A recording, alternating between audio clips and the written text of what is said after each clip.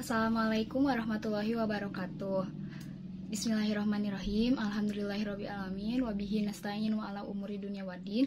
Wassalatu wassalamu ala asyrafil anbiya'i wal mursalin Sayyidina Muhammadin wa ala alihi washabihi ajma'in. Amma ba'du. Rabbi shrah li sadri wa yassir li amri wahlul 'uqdatam min lisani yafqahu qawli. Pertama-tama yang kami hormati Bapak dosen pengampu mata kuliah Ulumul Quran, juga teman-teman sekalian yang kami cintai dan kami banggakan. Bismillah, kami di sini akan memaparkan materi mengenai penafsiran Al-Quran. Sebelum itu, izinkan kami memperkenalkan diri terlebih dahulu. Saya selaku moderator sekaligus pemateri ketiga, Siti Hasna Fauziah. Lalu ada pemateri materi pertama yaitu oleh Salwa Zuhra. Lalu ada Rahmadianti sebagai pemateri kedua. Yang terakhir ada Nanda Syifa Usalam sebagai pemateri keempat. Bismillahirrahmanirrahim. Sebelum masuk ke dalam pembahasan, di sini saya akan menjelaskan terlebih dahulu apa itu tafsir. Tafsir secara etimologi berasal dari kata fasaro yufasiru tafsiran, yang memiliki makna al-idohu wal bayan, yaitu penjelasan, dan al-kashfu, yaitu pengungkapan. Nah, al-kashfu di sini yaitu kashful muradi anil lafdil muskili, yang artinya mengungkap maksud dari sesuatu lafaz yang pelik. Dalam kitab Lisanul Arab, dalam buku Lisanul Arab disebutkan bahwa kata al-fasru di sini yaitu bermakna kashful muqattah, yang artinya membuka sesuatu yang tertutup. Maka at-tafsir di sini memiliki makna mengungkap sesuatu lafaz yang muskil. Dalam Quran surat Al-Furqan ayat 33 disebutkan, A'udzu billahi minasyaitonir rajim.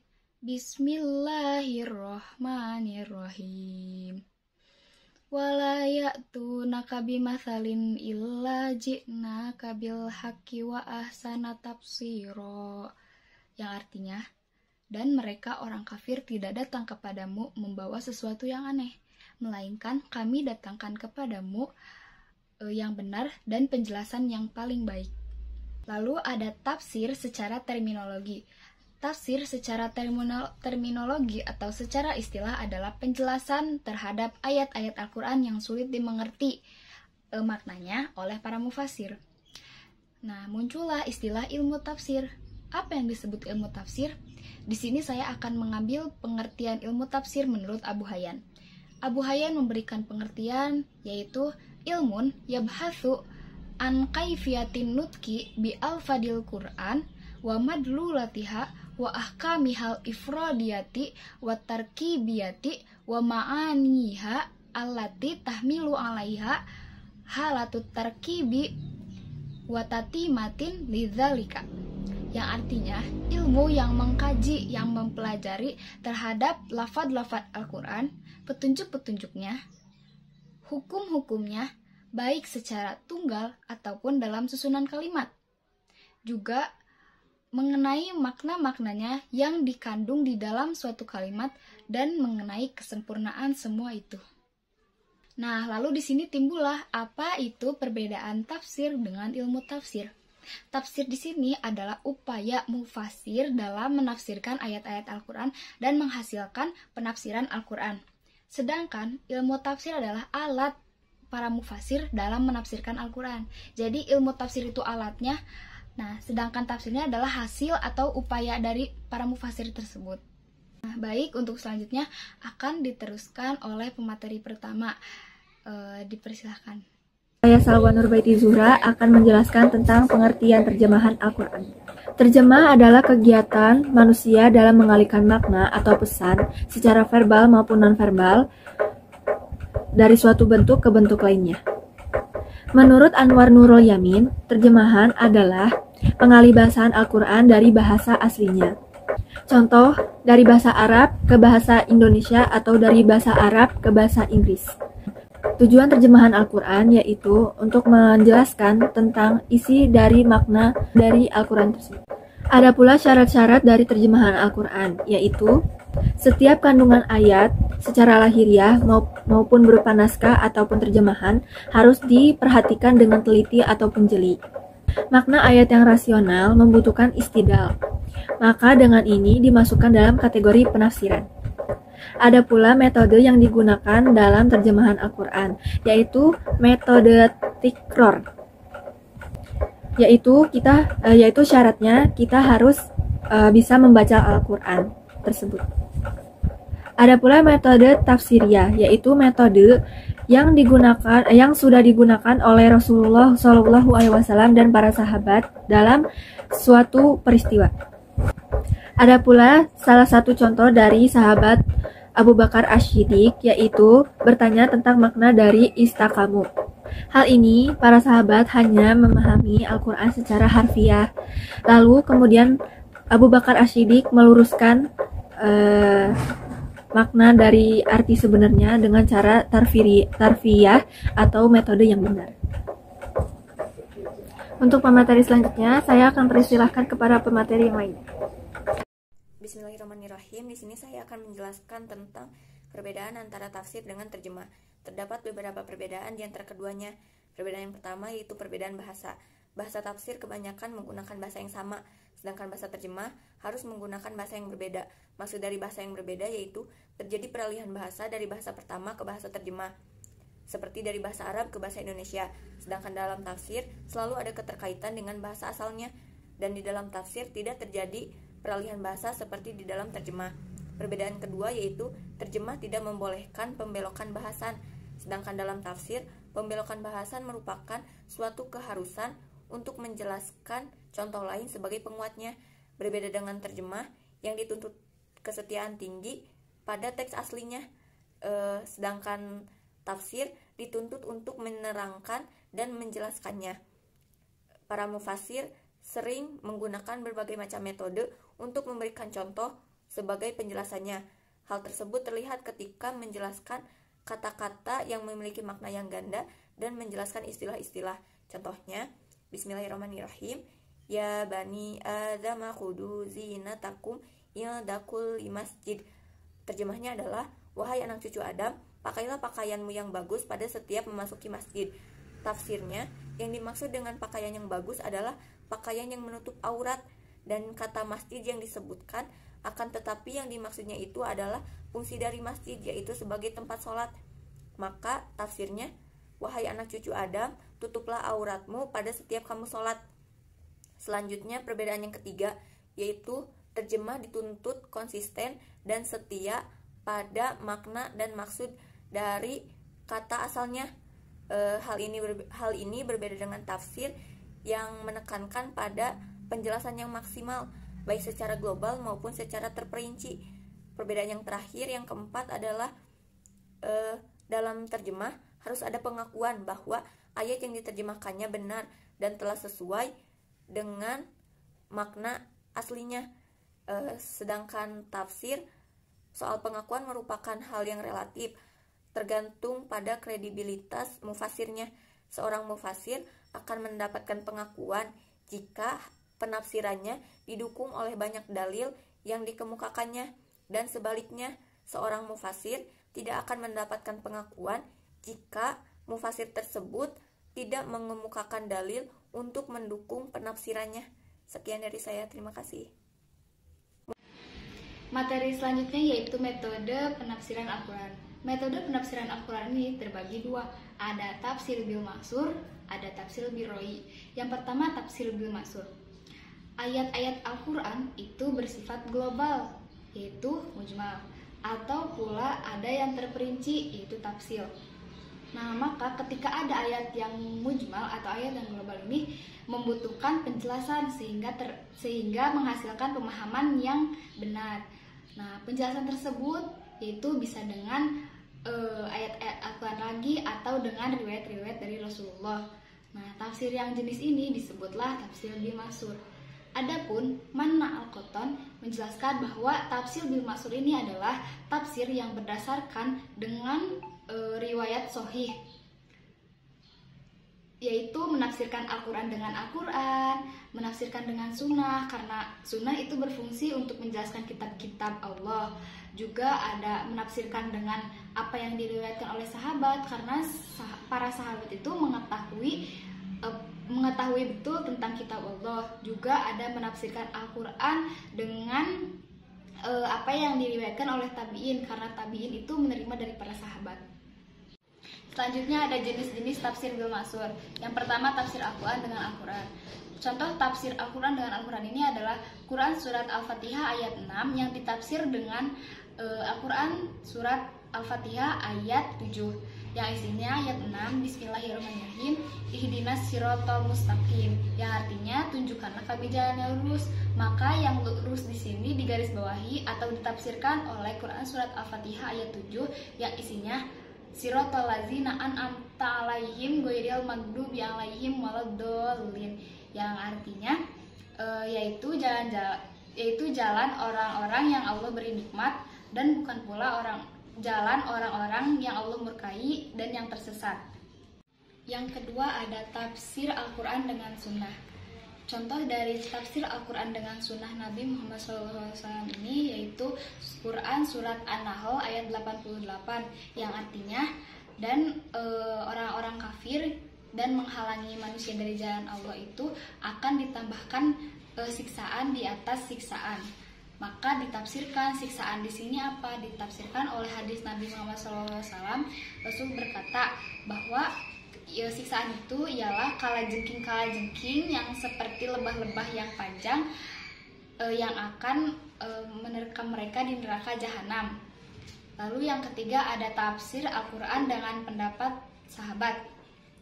Para sahabat ini adalah generasi terbaik yang disebutkan oleh Nabi Muhammad SAW dalam sabdanya, yaitu qala Rasulullah SAW, khairu ummati kuruni alladzi yalunahum summallazi yalunahum. Yang keempat ada tafsir Al-Quran dengan pendapat tabi'in. Contoh dari tafsir Quran dengan pendapat tabi'in ini adalah tafsir mengenai ayat-ayat muhkamat. Materi selanjutnya yaitu ragam atau corak penafsiran Al-Quran. Yang pertama ada tafsir tahlili. Tahlili berasal dari kata halala yuhalilu tahlilan, yang berarti menguraikan atau menganalisa. Tafsir tahlili yaitu tafsir Al-Quran berdasarkan urutan ayat dan surat yang terdapat dalam mushaf dengan cara menganalisa setiap kosakata atau mufrodat dari segi aspek bahasa yang menunjukkan keindahan kalimat atau dari segi makna yang menunjukkan sasaran atau tujuan. Contoh dari tafsir tahlili yaitu dalam tafsir Ibnu Katsir, kata al-muflihun dalam Quran surat Al-Mu'minun ayat 1 itu ditafsirkan oleh Quran surat Al-Mu'minun ayat 2-11. Yang kedua ada tafsir ijmali. Ijmali berasal dari kata ajmala yang berarti mengungkap sesuatu secara global atau ringkas. Maka makna tafsir ijmali adalah penafsiran ayat Al-Quran dengan pendapat yang singkat atau global tanpa adanya penjelasan secara rinci. Dalam tafsir ijmali ini biasanya para mufasir mengungkapkan satu arti kata yaitu dengan menggunakan sinonim kata tersebut, atau mengungkapkan asbabun nuzulnya, atau bahkan mengungkapkan makna tapi secara singkat atau secara global.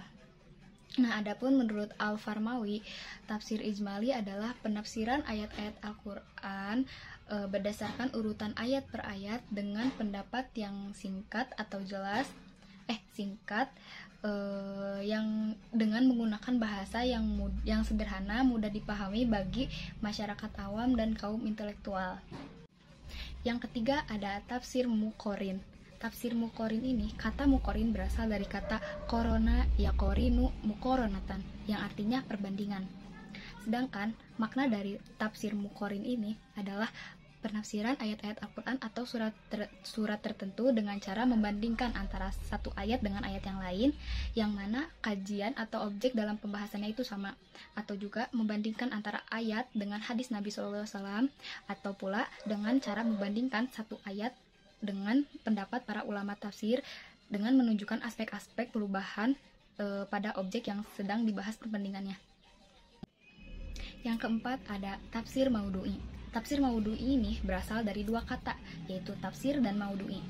Kata maudhu'i berasal dari kata wad'u yang artinya menjadikan sesuatu pada tempatnya, baik wad'unya dan taudi'unya, atau dengan makna yang menyampaikan atau menguatkan pada tempatnya. Sedangkan menurut istilah maudhu'i ini yaitu permasalahan yang terkait dengan aspek-aspek kehidupan seperti akidah, akhlak, dan fenomena alam yang tertera pada ayat-ayat Al-Quran. Nah, lalu setelah tafsir maudhu'i ini menjadi bagian dari ilmu tafsir, para ahli memberikan definisi yang berbeda-beda. Definisi yang pertama yaitu menjelaskan tema tertentu dari ayat-ayat Al-Quran dalam satu surat atau beberapa surat. Yang kedua yaitu mengumpulkan ayat-ayat yang terpisah dalam satu surat yang terkait dalam satu tema baik secara lafaz atau hukum sehingga dapat menafsirkan atau menjelaskan sesuai dengan maksud dari Al-Quran. Definisi yang ketiga yaitu ilmu yang membahas tentang masalah-masalah Al-Quranul Karim yang memiliki kesatuan makna dan tujuan dengan cara menghimpun ayat-ayat yang terpisah lalu melakukan penelitian atau analisa.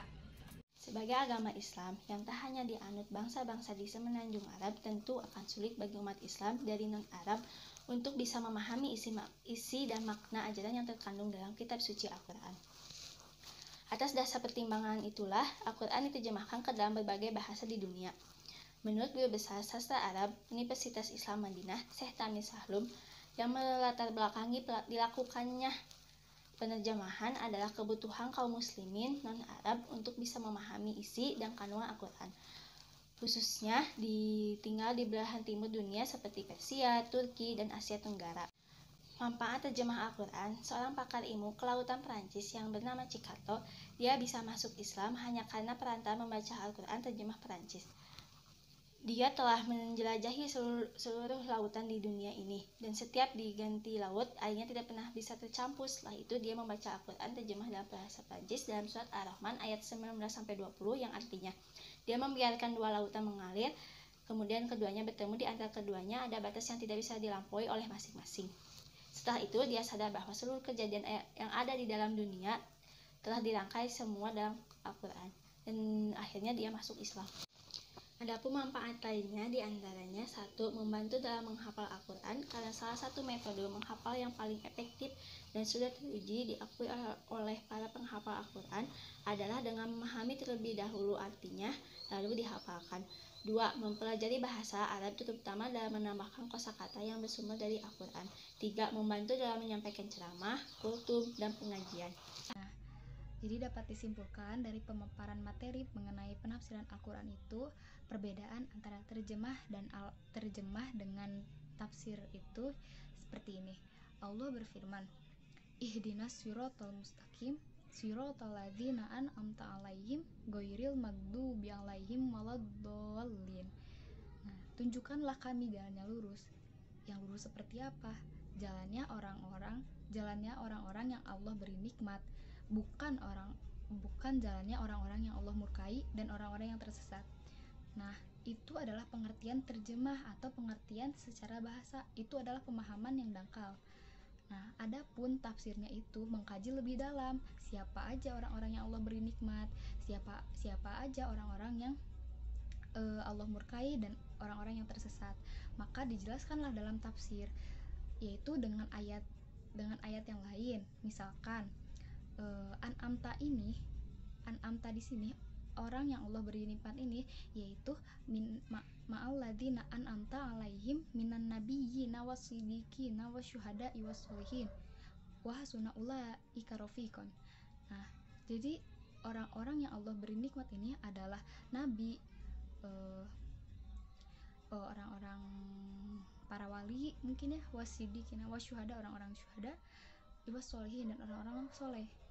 Selanjutnya ada pula orang-orang yang Allah murkai. Nah, dijelaskan juga dalam tafsir itu dalam ayat yang lain, yaitu orang-orang yang Allah murkai itu mereka Yahudi dalam ayat-ayat yang lain.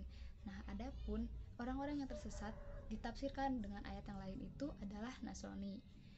Jadi perbedaannya itu, kalau terjemah itu pemahaman secara bahasa, pemahaman yang mungkin dangkal. Nah, kalau tafsir itu pemahaman yang lebih dalam, dikaji lebih dalam lagi. Maka bisa diibaratkan misalkan terjemah itu kulitnya dan tafsir itu daging dalam-dalamnya, seperti itu. Mungkin sekian dari kelompok kami. Mohon maaf apabila banyak kekurangan dan kesalahan.